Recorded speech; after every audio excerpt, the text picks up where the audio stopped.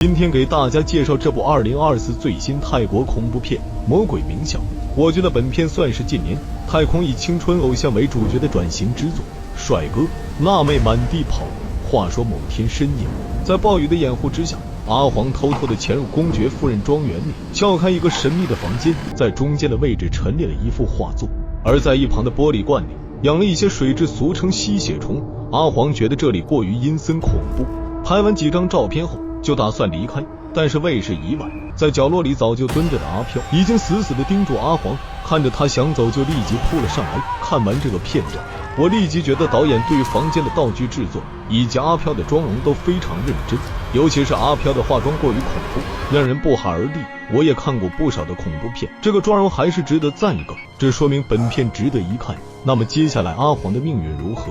且听金彩彩娓娓道来。故事一开始咱们就从小美讲起吧。这个漂亮的辣妹就有些放大，明明她已经有了小鲜肉的男友小帅，却还要跟那些号称有点社会关系的男人混在一起，目的无非就是想获得一点演出的资源。看样子泰国的社会也是够乱的。阿杰是小帅的好友，为了社交网站上的点击率，竟然动起歪脑筋，把小帅拉了过来，假装不露脸的 CP， 拍摄了不少的相片放在页面上。丽丽是小美的好友，但是他家里经济情况比较糟糕，已经濒临破产，对此他倒无所谓，他最大梦想就是找个金龟婿。小帅正在家里光着膀子弹钢琴，他的父亲是一名政客，旁边的中年女人风韵犹存，那是他的后母。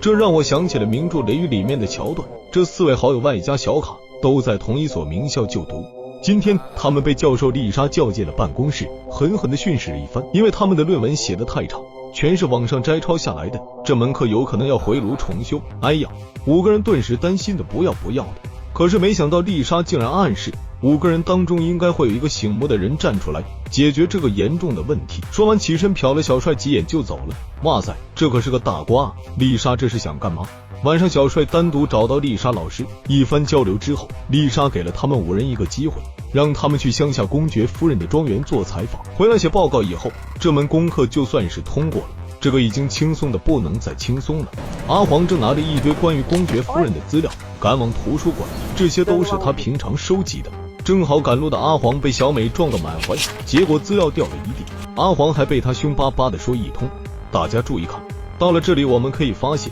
这5个好友显然都是以小帅为中心的，而且这里面估计一个好人都没有，全是道德品质很差的人。平常这5个人的坏事肯定没有少做，咱们都知道太空一般都讲究因果循环的，那么咱们就拭目以待，看看这几位帅哥美女将会受到什么样的惩罚。一天深夜，在暴雨的掩护之下，阿黄偷偷地潜入公爵夫人庄园里，撬开一个神秘的房间，于是发生了片头那一幕，阿黄就消失在这个房间里。不久他们开车来到那个庄园，他们下车后顿时失望之极，因为这里的建筑跟他们想象的不一样，完全是个破烂的建筑。几个人就在那里冷嘲热讽。这时身后走来一个中年妇女，自称是公爵夫人的管家，她一脸严肃地望着5人，从内心来讲她就没有看上这5人，觉得他们连屌丝都算不上，而是如假包换的掉毛。随后芳姐把这里的规矩交代了一遍，小帅只好勉强点头答应。其实他也没心思听清楚芳姐所说的那些条条框框。突然铃声响起，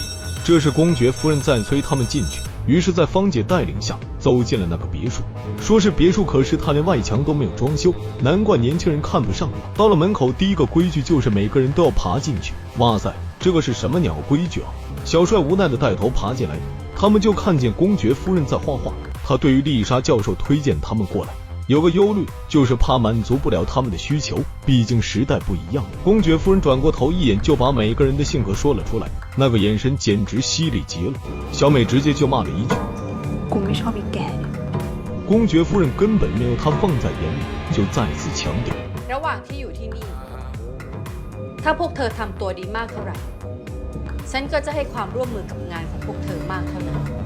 看到没？这有身份就是不一样。5个人跟着芳姐回到住的地方，他们觉得这里就像是住在监狱里似的，只有一张大床，连个空调都没有。5个人就在那不停抱怨着，他们从小到大就没有吃过这样的苦。芳姐突然走过来，邀请一位女士念书给公爵夫人听。小美马上就冷嘲热讽的拒绝，气得芳姐离开。到了晚餐时间，公爵夫人为每个人准备好吃的，虽然谈不上奢华，但是足够丰盛。但是用餐的规矩就很多，全是那种老式的吃法，先吃咸的，再吃甜的，然后送一口汤，最后吃一口泡饭。他们听着实在受不了，都捂着嘴巴在笑。公爵夫人有点生气，但也没有计较太多，就开始玩弄他饲养的水蛭。半夜，小卡偷偷来到客厅的酒柜里，拿了2瓶好酒。那个留声机莫名的唱起歌来，阿杰就去把机器关了，转身一出去，那个留声机又唱起歌来。哇，这里充满了诡异的气氛。阿杰的心也太大，他是信基督的，所以他对楼梯上的道十字架有着天然的好感，不自觉的就用手把其中一个道十字架扭正。他可能觉得无所谓，但是他的这个行为把隐藏在墙里的人形怪物惊动。那个怪物长相就很奇特，灰白的长头发，满脸的是小孔。等阿杰走开之后，那个十字架又恢复了原样。5个人就把2瓶酒全部喝完，每个人都 happy 的不行。到了第2天上午，丽丽醒来，推了阿杰几把，发现他还是一动不动的。他觉得有些不对劲，把阿杰翻过身一看，阿杰双眼紧闭，一点动静也没有。丽丽尖叫起来，众人纷纷过来查看。最后小卡确认阿杰已经在睡梦中离开了人世间，小帅顿时慌神了。然后小美就开始怪这怪那的，而小卡不服气，2人争吵起来。小帅为了不影响父亲的选举，坚决让所有人保守这个秘密，把阿姐的尸体秘密处理掉，还要把他手机里关于这里的信息全部抹掉，造成阿杰跟他们不在一起的假象。小卡之前已经做过同样的事情，对他来讲轻车熟路，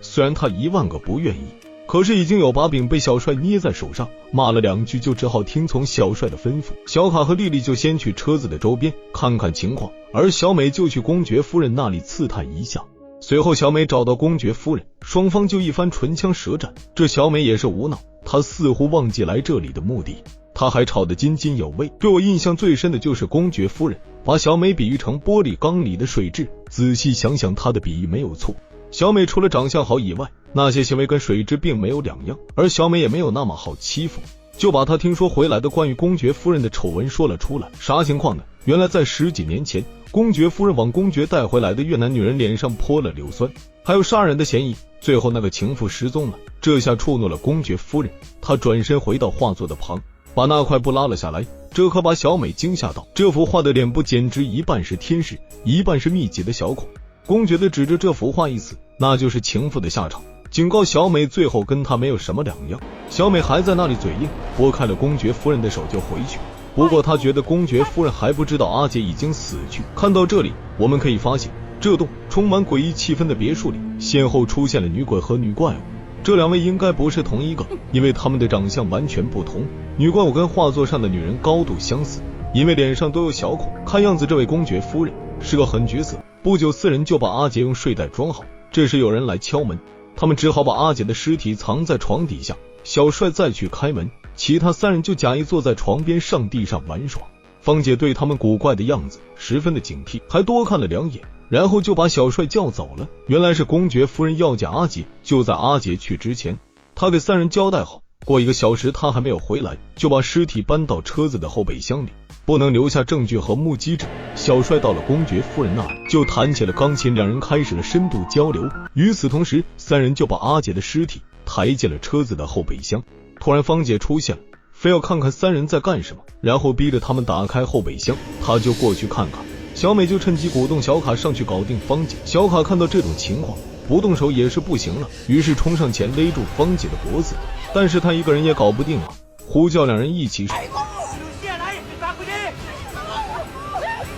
最后他们捂住了芳姐的口鼻，让她领了盒饭，接着装进睡袋里，塞进后备箱。3人看见小帅迟迟不回来，就在那里焦急万分，有点像无头苍蝇似的不知所措。实在没招了，小美就去找公爵夫人要人。但是她走到公爵夫人的房间门口，她对另外一间被铁链锁住的房间充满了好奇心。问题是上面还有一把钥匙，可能是芳姐忘记拿下来。小美于是走了进去，发现里面非常的诡异，转身就想离开，可是里面的箱子竟然发出动静，小美就去打开一看，竟然是阿黄。他们之前见过一面，而阿黄就是片头消失的那个小伙子。另一边小帅就亲眼目睹公爵夫人发生异常，他突然很饿，芳姐就送来了一大盘的水蛭给他用膳，那个场景简直把小帅恶心坏了。导演充分的把美与丑进行了画面对，这还是有点想法的。阿黄被救出来后，就把公爵夫人的牢底揭穿，原来之前有个牧师来到这里就消失了。他从那时起就开始调查公爵夫人，渐渐他知道自从公爵带回一个越南女人回家后，公爵夫人就充满了愤恨，画上的女人就是那个越南女人。公爵夫人于是日夜祈祷，希望上天能帮他，结果呼唤出一个恶灵，还把他变成了半人半恶魔的怪物。他们专门吸收邪恶之人身上的负能量，那些能量就是他们的最爱。他说的邪恶之人好像就是指的是小帅这些人，难怪公爵夫人对他们非常的感兴趣。阿黄刚说完就莫名的消失了，吓得小美赶紧跑回去。另一边，公爵夫人对芳姐下达命令，是时候把那些猎物抓回笼子里了。小帅跟大家会合后就去后备箱看看，结果发现空空如也，而且听说芳姐尸体也在里面，顿时大惊失色，因为他之前还在公爵夫人那里看见了芳姐。小美意识到他们根本不是人，但是小帅已经疯狂了，要坚持把阿姐的尸体找出来，于是四人分头去找。很快四人陆续被芳姐抓回了那间神秘的屋子里，当然那两个女鬼和女怪物都出来帮了芳姐，其中女怪物的一个脱脸镜头的细节特效做得非常好，她脸上的小孔就像是一个呼吸孔还能动，这说明导演是在用心拍戏。大家都绑在椅子上，阿姐的尸体也被放在椅子上。随后公爵夫人对阿姐做起了法事，哇塞，阿姐竟然起死回生了。她把阿姐复活的目的就是为了参与审判这些恶人，让她把这些所谓的好友身上的丑事一件一件的数落出来。这一招也是够狠的，俗话说杀人诛心也不过如此。最后公爵夫人放出那个女怪物，对小卡进行最严厉的惩罚，此处省略50字。接着丽丽被附身，然后跳楼自杀。接着小美被芳姐释放的水蛭吸干了血，小帅也被公爵夫人如法炮制，而阿杰却活了下来，因为他信奉的是上帝，他的脖子上总有一条十字架。上天最终对这个邪恶的地方进行了惩罚，一场大火让这里的一切都烟消云散。没想到小美被送进了精神病院，其实她死了，但是也没有死，因为身体里实际上是公爵夫人。影片到此结束了，看样子还要拍摄续集，末尾有彩蛋的。我觉得本片拍摄的还行，满分5星我给打分3星半，本来是可以打4星的，但是后半部分关于每个人恶行说的太过于详细了，觉得很拖沓，片子拉长到1小时48分，其实砍掉20分钟都行，这样节奏感就更强了。不过总体上还是可以看的，尤其结尾部分的恐怖场景营造还是非常不错的，尤其那间屋子其实就是个地狱，每个人都在里面接受黑暗般惩罚，都要为自己的罪恶付出代价。好了，谢谢大家的捧场。